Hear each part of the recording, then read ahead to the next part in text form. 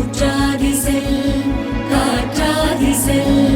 சர சர சர சரவெனவே மழைதான் பெய்திட பர பர பர பரவென பாயட்டும் பாய்மரம்